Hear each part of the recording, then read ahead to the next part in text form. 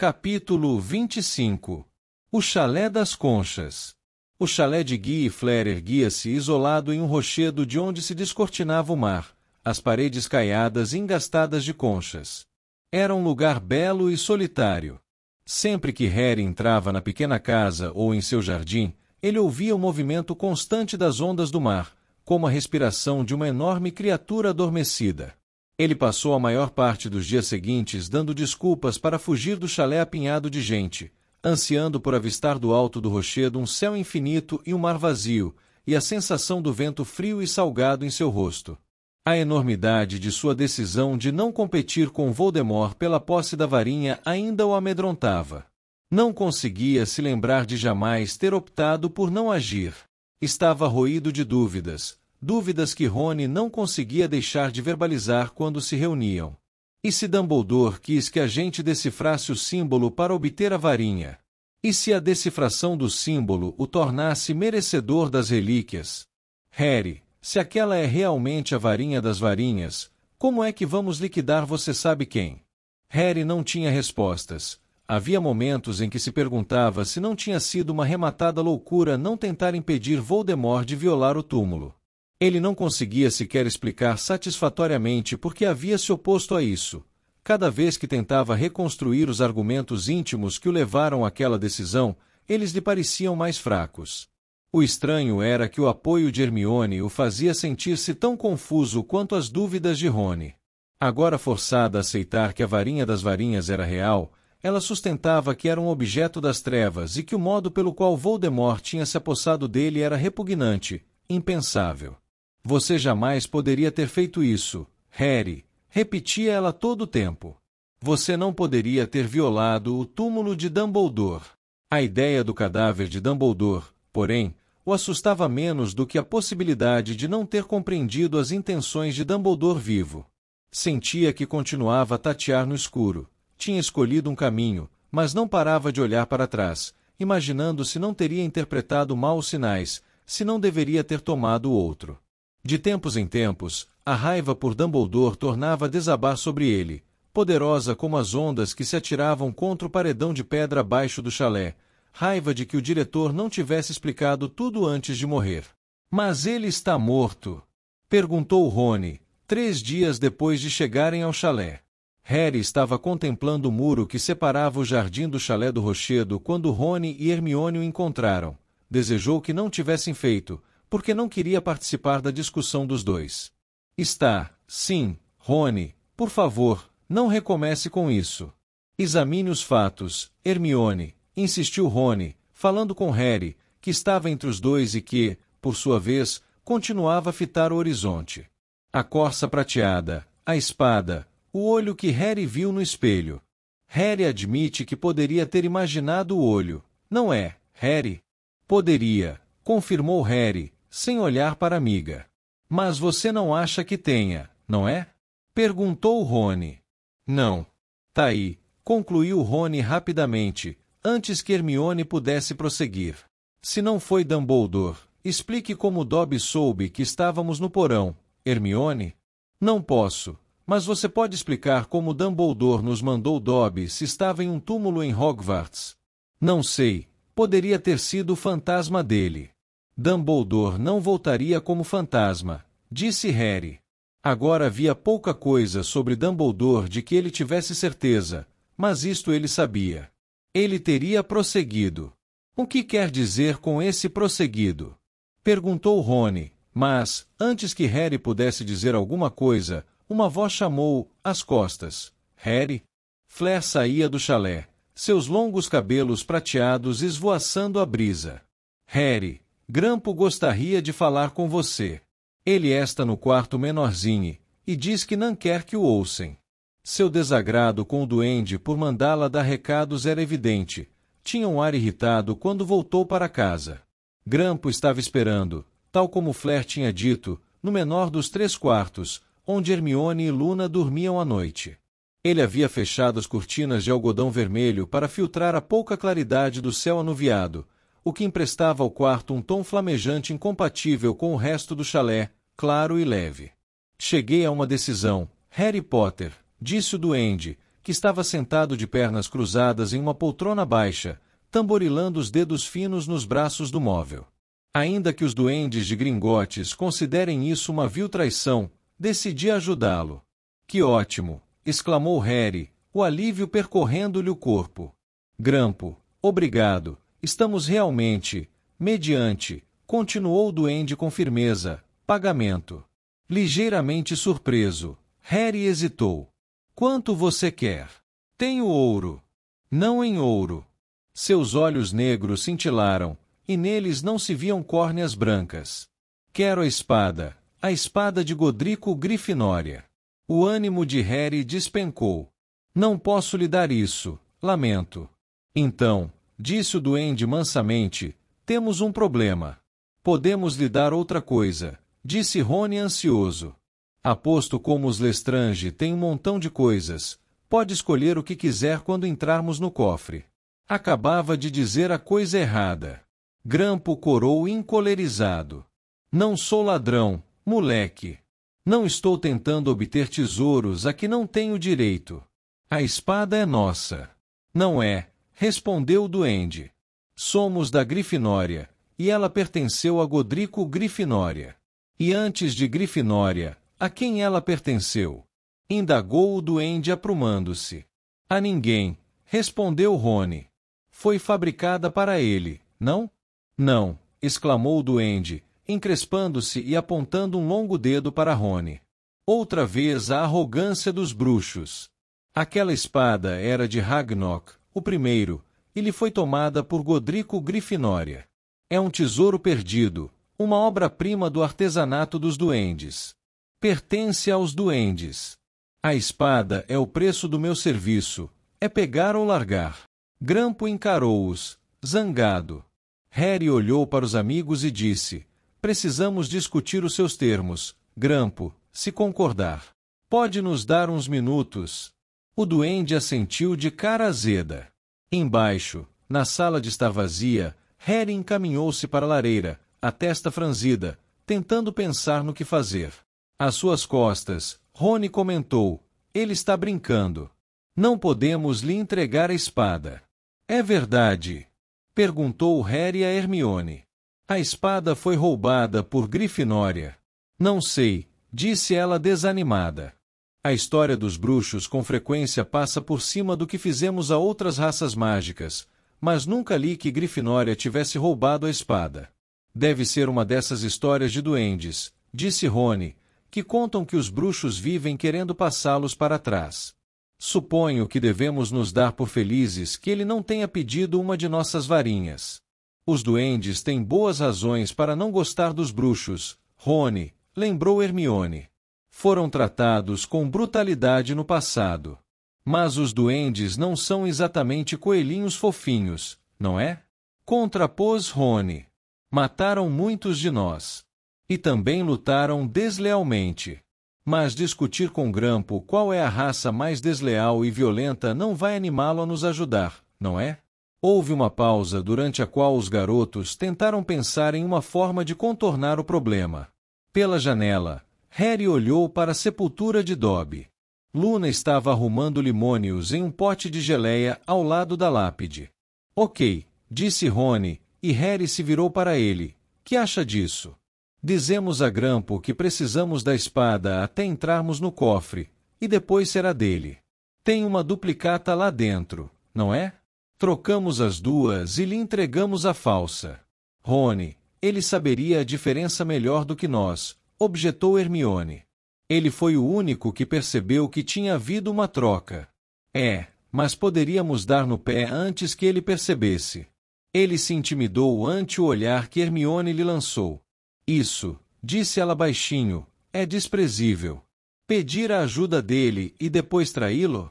E você se pergunta por que os duendes não gostam dos bruxos, Rony? As orelhas de Rony ficaram vermelhas.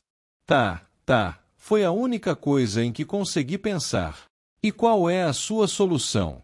Precisamos lhe oferecer outra coisa tão valiosa quanto a espada. Genial! Vou arranjar uma das nossas outras espadas antigas fundidas por duendes e você poderá embrulhá-la para presente. Todos se calaram. Harry tinha certeza de que o duende só aceitaria a espada, mesmo que tivessem outro objeto igualmente valioso para lhe oferecer. Contudo, aquela espada era a arma indispensável contra as Horcruxes. Ele fechou os olhos por instantes e ficou escutando o barulho das ondas. A ideia de que Grifinória pudesse ter roubado a espada o desagradava. Sempre teve orgulho de pertencer a Grifinória. Grifinória tinha sido campeão dos Nascidos Trouxas, o bruxo que havia entrado em conflito com os Sonserinos amantes do sangue puro. Talvez ele esteja mentindo, disse Harry reabrindo os olhos. Grampo, talvez Grifinória não tenha tomado a espada. Como vamos saber se a versão da história contada pelo duende é a certa? Isso faz diferença? Perguntou Hermione. Muda o meu modo de encarar o pedido. Harry inspirou profundamente. Diremos a ele que poderá ficar com a espada depois de nos ajudar a entrar naquele cofre, mas teremos a cautela de omitir exatamente quando a entregaremos. Um sorriso espalhou-se lentamente pelo rosto de Rony. Hermione, entretanto, pareceu alarmada. Harry, não podemos. Ele a terá, prosseguiu Harry, depois que a usarmos em todas as Horcruxes. Garantirei pessoalmente que ele a receba, e cumprirei com a minha palavra. Mas isso poderia levar anos, protestou Hermione.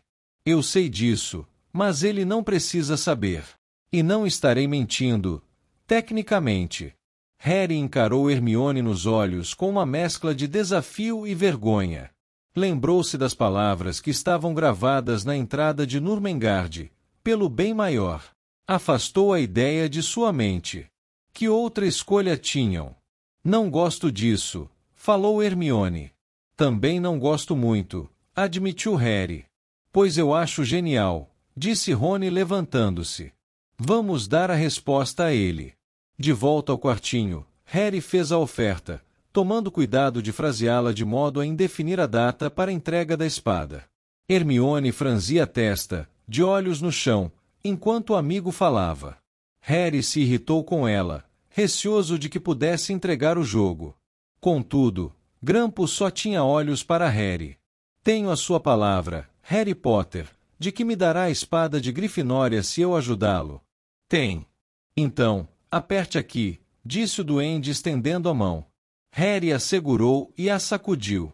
Ficou em dúvida se aqueles olhos negros teriam visto alguma apreensão nos seus.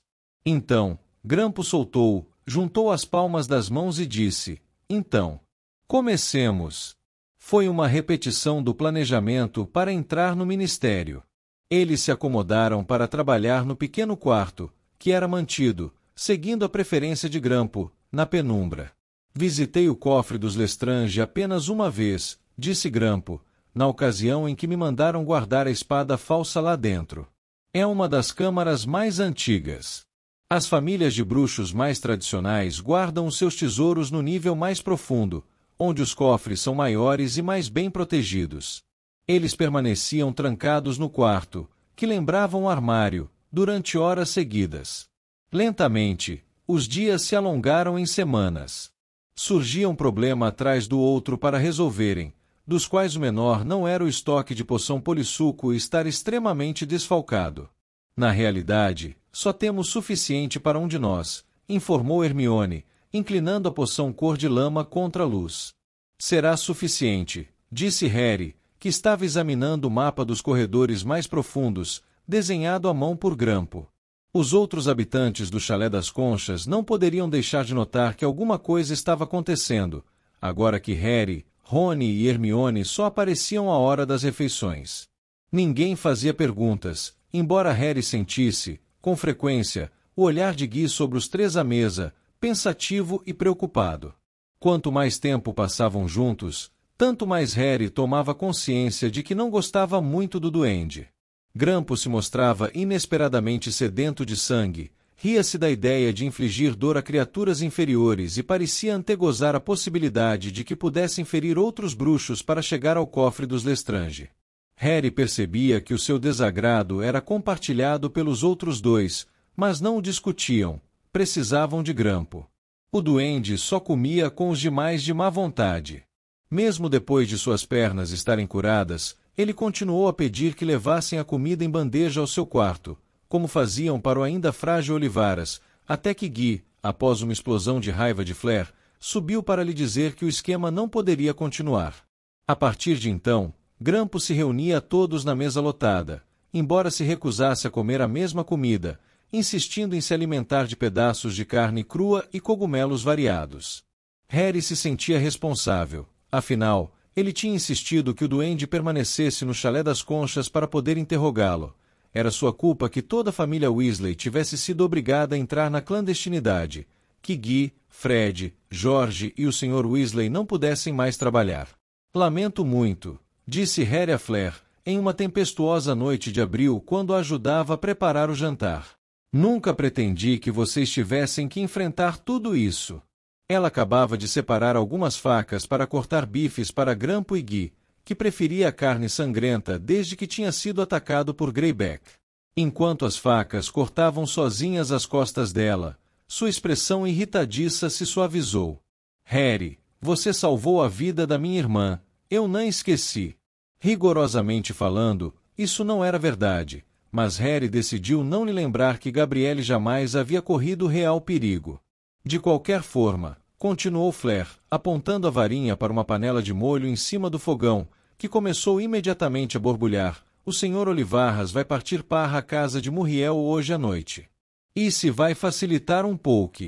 O duende, ela franziu as sobrancelhas ao mencioná-lo, pode se mudar para baixo, e você, Rony e Dino podem ficar com aquele quarto. Não nos importamos de dormir na sala de visitas, disse Harry, que sabia que Grampo encararia com desagrado a ideia de dormir no sofá. Manter o duende feliz era essencial para os seus planos. Não se preocupe conosco. E quando ela tentou protestar, acrescentou, logo vocês estarão livres de nós também, de mim, Rony e Hermione. Não precisaremos demorar muito mais tempo aqui. Que quer dizer? Perguntou ela franzindo o senho, a varinha que apontava para o prato de forno agora suspensa no ar. Claro que vocês não devem ir embora, estão seguros aqui. Flair lembrou-lhe a Sra. Weasley ao dizer isso, e ele ficou contente que a porta dos fundos tivesse se aberto naquele momento. Luna e Dino entraram, os cabelos molhados de chuva e os braços carregados de gravetos recolhidos na praia. E orelhinhas minúsculas, Luna ia dizendo, parecidas com as de um hipopótamo, diz o meu pai, só que roxas e peludas. E se a gente quer chamá-las, precisa cantarolar de boca fechada, elas preferem valsas, nada muito rápido. Sem graça, ao passar Dino encolheu os ombros para Harry, e seguiu com Luna para a sala de estar onde Rony e Hermione estavam pondo a mesa do jantar. Aproveitando a chance para fugir das perguntas de Flair, Harry passou a mão em 2 jarras de suco de abóbora e acompanhou os dois. E se algum dia você for lá em casa, poderei lhe mostrar o chifre. Papai me escreveu contando, mas ainda não o vi porque os comensais da morte me arrancaram do expresso de Hogwarts e não cheguei a passar o Natal em casa, dizia Luna, enquanto ela e Dino rearrumavam a lenha na lareira. Luna, nós já lhe dissemos, interpôs Hermione. Aquele chifre explodiu, era de erumpente, não um bufador de chifre enrugado. Não, positivamente era um chifre de bufador, respondeu Luna com serenidade. Papai me disse. É provável que a essa altura já tenha voltado a se formar, eles se restauram sozinhos, sabe?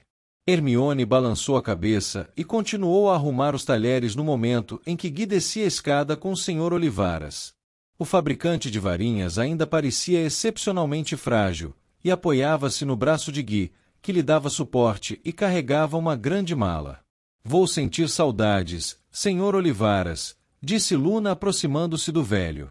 E eu de você, minha querida, disse-lhe com uma palmadinha no ombro. Você foi um consolo indizível para mim naquele lugar medonho. Então, ao revoir, Sr. Olivarras, disse Flair beijando-o nas faces. E será que o senhor poderia me fazer o favor de entregar esse embrulho à tia de Guy, Muriel?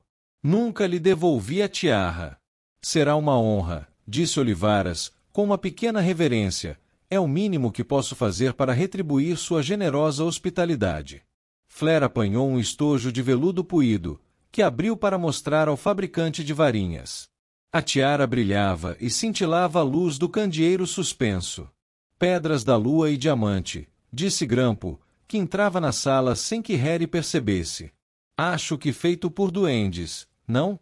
E pago por bruxos, disse Gui calmamente, e o duende lhe lançou um olhar ao mesmo tempo furtivo e desafiador. Um vento forte fustigava as janelas do chalé quando Gui e Olivara saíram noite afora.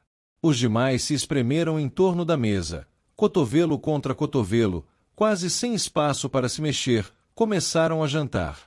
O fogo estalava e saltava na grade da lareira ao lado deles. Fleur, Harry reparou, apenas ciscava comida no prato, olhava para a janela a todo instante. Contudo, Gui regressou antes de terminarem o primeiro prato, os cabelos embaraçados pelo vento.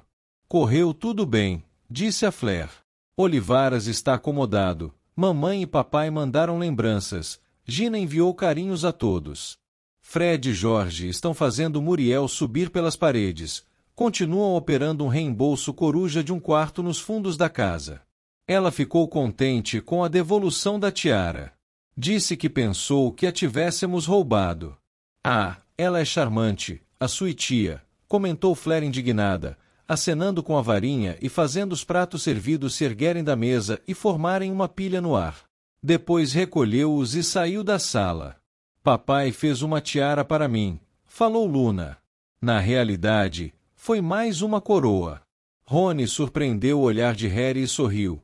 Harry sabia que o amigo estava se lembrando daquele ridículo toucado que tinham visto na visita a Xenofilho. Ele está tentando recriar o diadema perdido de Corvinal. Acha que já identificou a maioria dos elementos principais.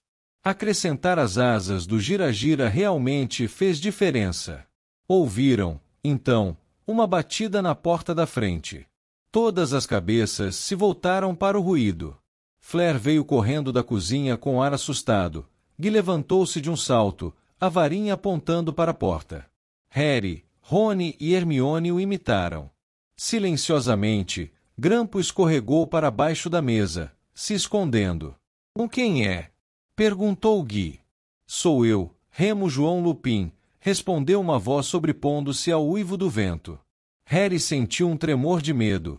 O que tinha acontecido? Sou um lobisomem, casado com ninfadora Tonks, e você, o fiel do segredo do Chalé das Conchas, me informou o endereço e me pediu para vir se houvesse uma emergência. Lupin, murmurou Gui, e correndo à porta, a abriu. Lupin desabou na soleira. Estava muito pálido, envolto em uma capa de viagem, seus cabelos grisalhos despenteados pela ventania. Ele se ergueu, correu olhar pela sala, verificando quem estava presente, então gritou, é um menino.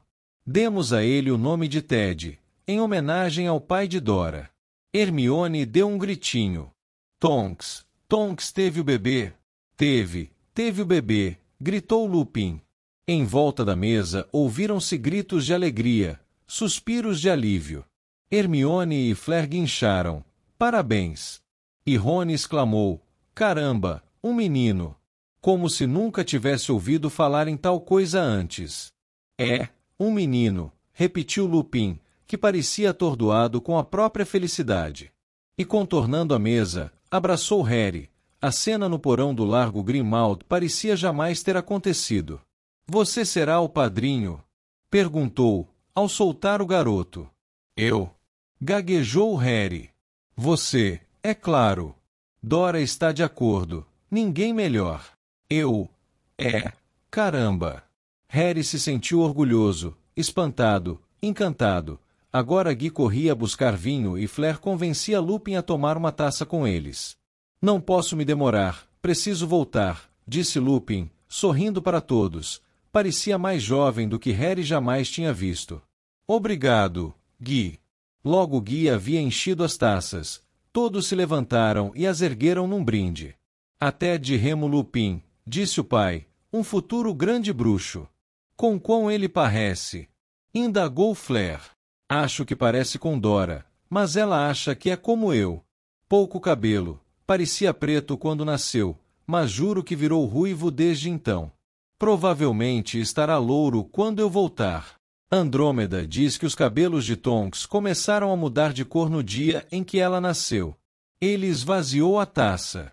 Ah, aceito. Só mais uma, acrescentou sorridente, quando Guy fez menção de tornar a servi-lo. O vento açoitava o pequeno chalé, e o fogo saltava e estalava, e logo Guy estava abrindo uma segunda garrafa de vinho. As notícias de Lupin pareciam ter feito todos se descontraírem, tirou-os por uns momentos do seu estado de sítio. Notícias de uma vida nova eram animadoras. Somente o duende parecia insensível ao clima subitamente festivo, e após algum tempo, voltou discretamente para o quarto, que, agora, ocupava sozinho. Harry pensou que tivesse sido o único a notar, até ver o olhar de Guy acompanhando o duende subir a escada. Não, eu realmente preciso voltar, disse Lupin por fim, agradecendo mais uma taça de vinho. Levantou-se, vestiu a capa de viagem. Tchau, vou tentar trazer umas fotos dentro de alguns dias. Todos ficarão muito contentes quando souberem que estive com vocês. Ele abotoou a capa e se despediu, abraçando as mulheres e apertando as mãos dos homens. Então, ainda sorrindo, voltou para a noite tempestuosa. Padrinho, Harry, exclamou Guy, quando voltavam juntos para a cozinha, ajudando a tirar a mesa. Uma verdadeira honra. Parabéns. Quando Harry pousou as taças vazias que trazia, Guy fechou a porta ao passar, isolando as vozes ainda loquazes que continuavam a comemoração, mesmo na ausência de Lupin. Eu queria mesmo dar uma palavrinha com você em particular, Harry.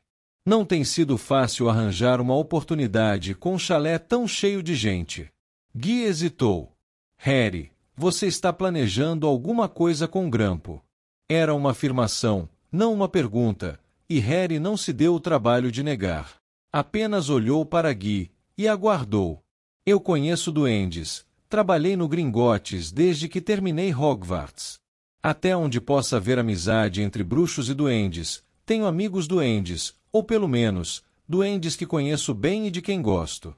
Mais uma vez, ele hesitou. Harry, que está querendo do Grampo e o que lhe prometeu em pagamento? Não posso lhe dizer, desculpe, Guy. A porta da cozinha abriu-se às costas deles. Fleur vinha trazendo mais taças vazias. Espere, disse-lhe Guy. Um instante. Ela retrocedeu e tornou a fechar a porta. Então, preciso lhe dizer o seguinte, se você fez algum negócio com Grampo, e muito particularmente, se esse negócio envolver tesouros, você precisa ter excepcional cautela. As ideias que duendes têm de posse, pagamento e retribuição não são as mesmas que as dos humanos.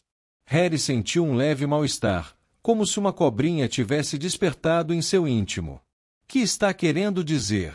Estamos lidando com uma raça diferente. Os negócios entre bruxos e duendes há séculos têm sido desgastantes, mas você aprendeu isso em História da Magia. Tem havido erros de ambas as partes. Eu jamais diria que os bruxos foram inocentes. Entretanto, há uma crença entre os duendes, e os de Gringotts são mais influenciados por ela, de que não se pode confiar nos bruxos em questões de ouro e tesouros, de que eles não respeitam o direito de propriedade dos duendes. Eu respeito, começou Harry, mas Guy balançou a cabeça. Você não está entendendo, Harry. Ninguém poderia entender a não ser que tenha convivido com duendes. Para um duende, o dono verdadeiro e legítimo de qualquer objeto é quem o fabricou, e não quem o comprou. Todos os objetos feitos por duendes são, aos olhos dos duendes, legitimamente deles. Mas se tiver sido comprado, então eles o considerariam arrendado à pessoa que desembolsou o dinheiro. Eles têm, entretanto, grande dificuldade em compreender que objetos feitos por duendes passem de bruxo para bruxo. Você notou a expressão de Grampo quando bateu os olhos na tiara. Ele não aprovou isso. Acredito que pense, como os mais radicais de sua espécie, que o objeto deveria ser restituído aos duendes quando o comprador original morresse. Eles consideram o nosso costume de guardar objetos feitos por duendes e passá-los de bruxo para bruxo sem novo pagamento praticamente um roubo. Harry teve uma sensação agourenta. Ficou imaginando se Guy teria adivinhado mais do que estava demonstrando. O que estou dizendo, continuou ele, pondo a mão na porta que dava para a sala de estar, É para que tenha muito cuidado com o que prometer a duendes, Harry. Seria menos perigoso arrombar o Gringotes do que renegar uma promessa a um duende. Certo, disse Harry, quando Guy abriu a porta. Obrigado, não me esquecerei disso. Quando seguiu Guy para se reunir aos outros, ocorreu a Harry um pensamento esquisito, inspirado, certamente, pelo vinho que tinha bebido. Parecia que estava em vias de se tornar um padrinho tão inconsequente para Ted Lupin quanto Sirius Black tinha sido para ele.